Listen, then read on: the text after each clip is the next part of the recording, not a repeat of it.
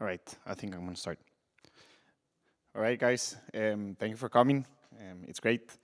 Just wanted to let you know that I like for it to be like more a conversation. So if you have a questions as I go, just raise your hand. I'm still gonna have the Q&A at the end, but if you wanna like comment something or whatever, feel free. So, well, I'm gonna be talking about automation and powering like quality assurance and release excellence. There's an agenda. So first it's going to be about me, then we're Mollie. I'm going to talk a little bit about what's Mollie, a couple of numbers from us. It's like the boring part, the business part, and then I'll go with quality assurance and release excellence. Here the idea is you will see. I started as a QA, and then it was like placing this new process in Mollie for all the integrations, and how is it right now. Then I'll do like a demo/demo. It's not a demo because at the end, like pipelines take 1 hour and things like this. So it's not possible to do it here. And then, well, Q&A. But as I said, if you have any questions, feel free to raise your hand. First, well, my name is Sebastian. I was born and raised in Costa Rica. And now I live in the Netherlands. So I came to the worst weather area, but it is what it is. Back home, I worked at Accenture, LBean, and Fiserv. I think here in Poland, Fiserv is quite popular, or at least I have seen it. Not in the rest of Europe, or at least I haven't seen it in the rest of Europe. Well, as I said, I live in the Netherlands. Obviously, I love cycling. That's expected from the Netherlands, right? Cycling and getting wet, that's what you get. I was a speaker at Testing CR. Like you can see, they have like a really nice Instagram page. This is like all the testing community that was built in Costa Rica. So it's quite interesting what they do and the people that are participants of. And then at the Mollie Dev community, I don't know if you have gone there, but we normally have like community meetups in Mollie, like every 4 months maybe. They're quite interesting. There's always like different topics that we talk about related or to payments or technology. So feel free to join. And then a really good fact is that my Uber rating is a 4.94. I dare to see if any of you have a better score. Let's see. Let me know. All right, so Mollie. Mollie, as you might already know, is a payment service provider, right? Our idea is for it to be simple. Merchants can start really fast with their store in 15 minutes, more or less, depending on the type of business and the complexity in the organization. They can be approved and they can start accepting payments. I say this depending on the complexity of the organization, because if the organization is quite complex, then the CDD team, which is like the one that validates all the merchants, they will need to investigate all the organization and where it goes, right? Well, smart. Well, we try to have like really good plugins with all the integrations, making sure that everything's working, and trying to be in line with product. So at the end, when they release something, the integrations are also up to date. So that's pretty much what we try to do. And then complete. At the end, if you see, we basically try to have all the different alternative payment methods from different countries in Europe. This is something that we're really like pushing for.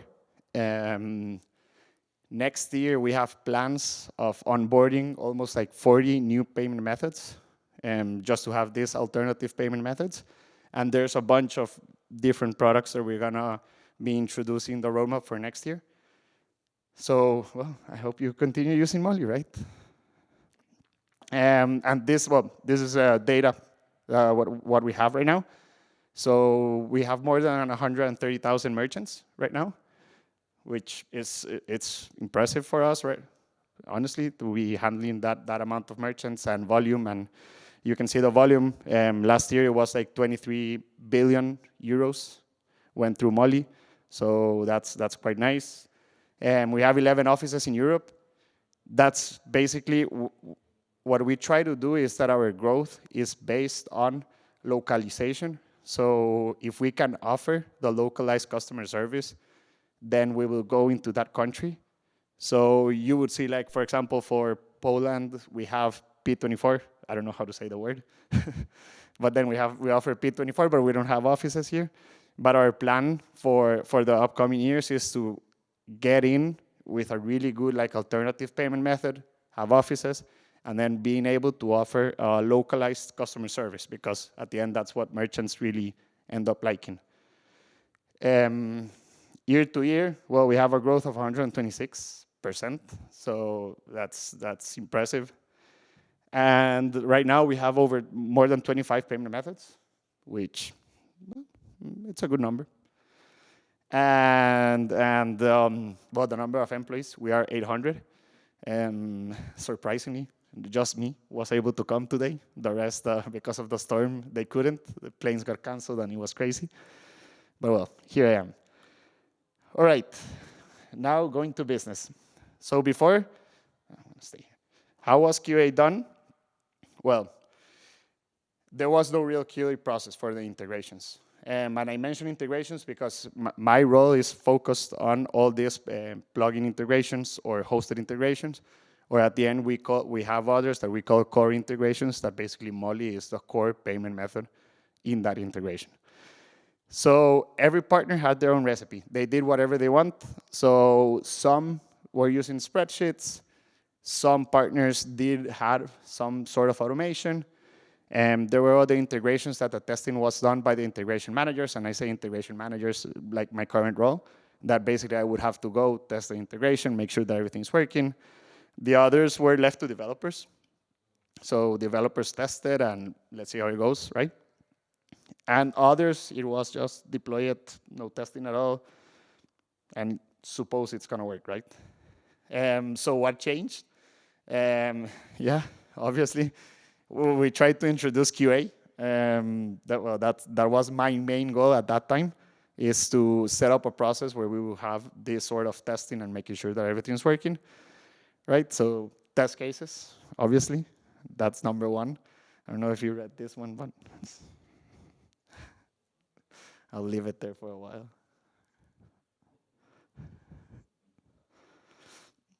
So yes, that happens. That still happens.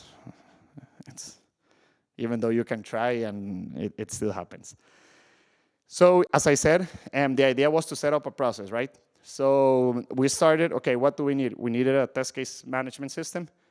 We needed like a recommended platform like for the testing.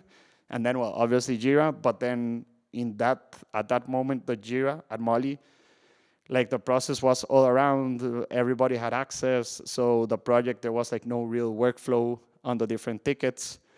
So it was complicated. So, well, we started with a test case management system. We ended up selecting TestRail. TestRail, the reason behind it was it has like a really good API and a good way to connect from the pipelines to TestRail. So at the end, we ended up selecting that one. And well, I'll show you in the demo, but it's really good, all the connections that you can do and the traceability around a test case, to a ticket, to the pipeline, to everything, so it's amazing. And then for the automation, we recommend to use Cypress. I think it's fairly easy. The problem that with Cypress is that, well, I don't know if it has changed like in the past 6 months, but it's just Chrome based. So to test Firefox, it's a little bit complicated, but well, at the end, we want to test the integration, nothing UI based, so I think it's okay.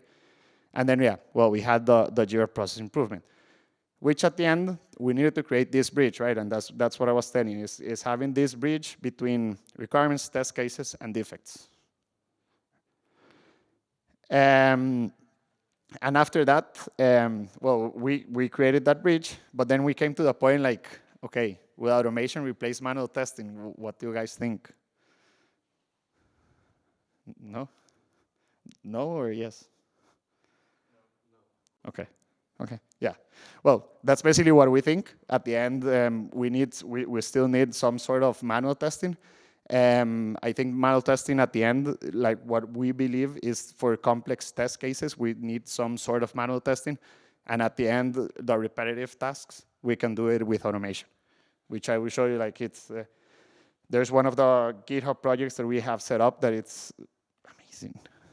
So yeah, at the end we have to combine both testings, right?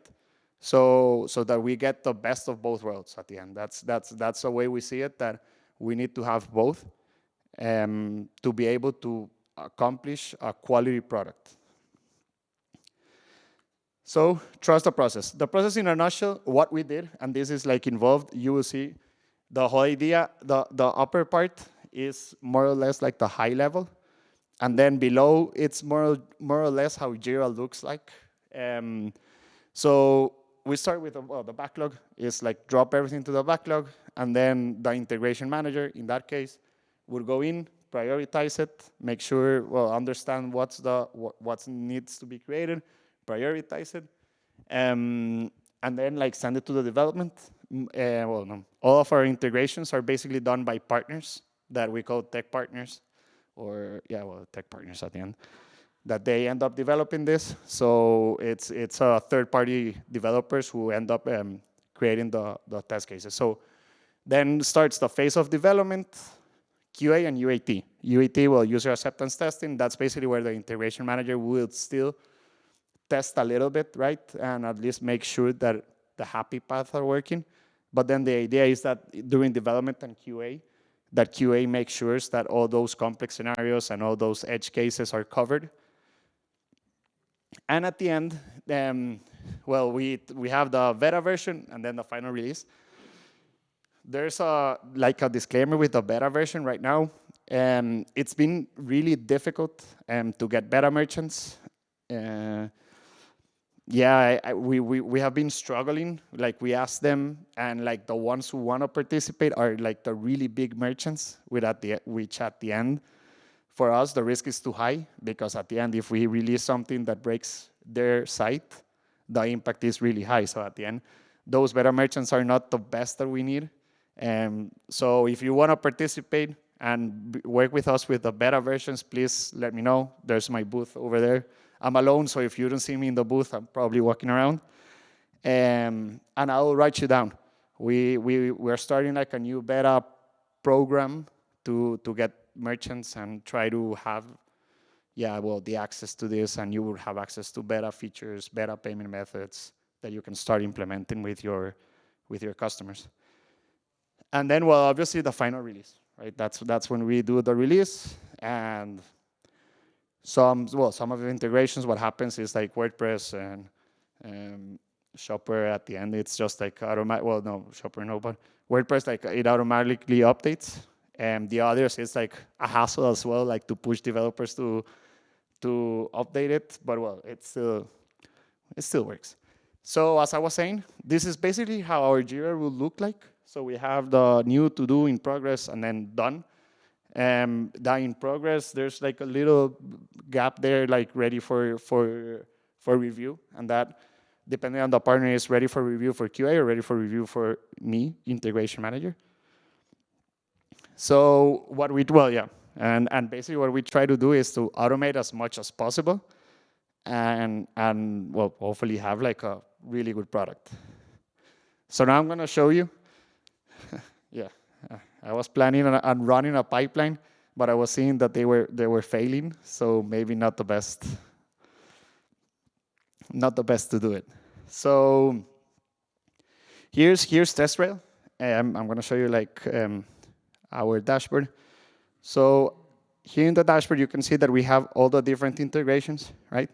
So we have Lightspeed, the one that they told me that I couldn't mention.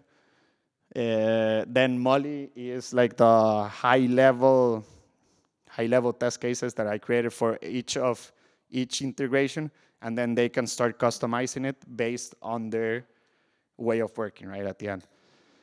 So you will see PrestaShop, then Shopify, Shopwares, and then WooCommerce. If I go into Shopware, this is the one that I wanted to show you, then they have here, if I go to the milestones, the GitHub Actions.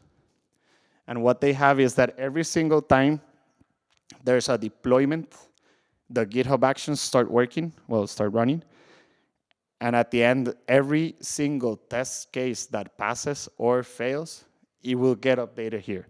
So if I go into the test run, and this is really small. If I go into the test run, you will see that we have like a bunch of test cases. Here you can see more or less the structure of how it's set up. And we have, well, yeah, all the test cases, which it will go and we will mark it as passed if the end-to-end in Cypress works. So let me show you. This is their pipeline.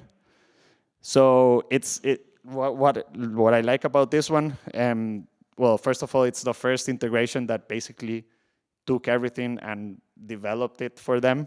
So they test in this one, it was 5 versions of Shopware, but previously I have seen pipelines that he tested like 11 versions of Shopware just because he wants to test like something more sensible. So you would see like if I go into each specific pipeline, I can go to the end-to-end tests, and here, well, it will show like all the Cypress flow of every test being tested. So, well, yeah, you will see like the 6 are passing, and then all the different test cases, and how it gets mapped. If you see, there's a library in GitHub right now that it's like co-worked with Mollie and Christian, the developer from Shopware, and at the end has like the Mollie actions. Because when you do a test payment in Mollie, you get like from the hosted payment screen, you get like the actions that it's like, okay, mark it as paid, authorized. So there's a library that we have with him for this, and he has a library that connects the end-to-end from Cypress to TestRail as well. So if you're interested in this, as I said, I'll be there, and I can share you the link of these libraries of these repos in GitHub. Because normally, well, that's what makes it easy for us, right? At the end, everything is already coded, and it's just add the test case number in front, like this, and then start running. And at the end, well, every single time you run, it will create a new milestone in TestRail. So it will create a new milestone, which will include different test runs, and each test run in this case is for each Shopware version, right? The other thing I wanted to show you is the way we are able to do the traceability. Is if you look, well, this is for PrestaShop. PrestaShop is the other one that is like fully connected already. It's a slow process, but we try to get there. So you will see, well, this is for Bigly payment method that we just enabled in PrestaShop a couple of weeks ago. The QA would go and basically create the test case. The test case are really easy to create with TestRail. At the end, it's just steps, add the steps. And the nice part is that in the reference, you add like the Jira ticket. So at the end, it will do this traceability of which ticket created this test case. So at the end, this is where I can create this bridge that I was mentioning, that I can go to a test case, know when it was created, for which ticket, and then I could trace it to the automation. When was it run? Is it being run in automate? Is it automated or not? So it's like all of this that I can trace it. And at the end, well, the end goal obviously is to be able to say like, okay, we have 90% of the features from the plugin already automated and working with Cypress. But yeah, at the end, that's the goal. Well, you will see here in PrestaShop, and I can show you it pretty much works the same. We have the Cypress automation, because this is the one that I was trying yesterday, but then, yeah, you can see it's failing. And then if I open the test case, here you would see like all the times that it has been run, right? So with that with that repo that I'm telling you, like at the end, it sends like the system, the base URL, well, obviously the browser, and then the version of Cypress that was used. So here, yeah, you will see like the automation multiple times that it has run. And yeah, well, this is basically what we have right now for different integrations. Silius is on its way. At the end, we prioritized like the biggest ones for us. For example, WooCommerce, they are using, I don't have it on the top of my mind, but they're using another tool that is not Cypress for the automation. But at the end, it's going to be the same flow, right? There's the pipelines, they have the automation, and then hopefully reproduce the results in TestRail.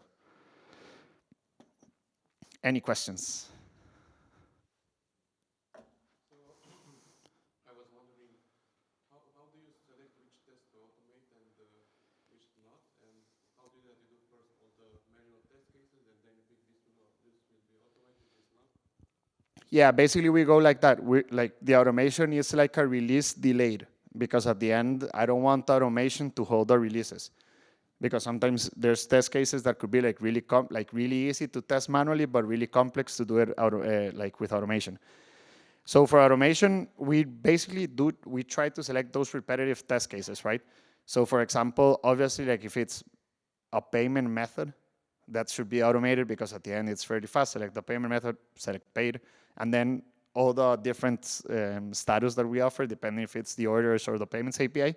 But at the end, that's basically how we try to focus more on the repetitive tasks, rather than like edge cases that sometimes like that I have been in those discussions like, hey, I want to automate this, but at the end it's like, man, but that's like that's an edge case, and you're gonna take a lot of time to develop that, which at the end, what's the benefit, right? Like the merchants who will be impacted are minimal if it breaks. So that's normally what we try to do, right? Try to prioritize based on that. Any other questions?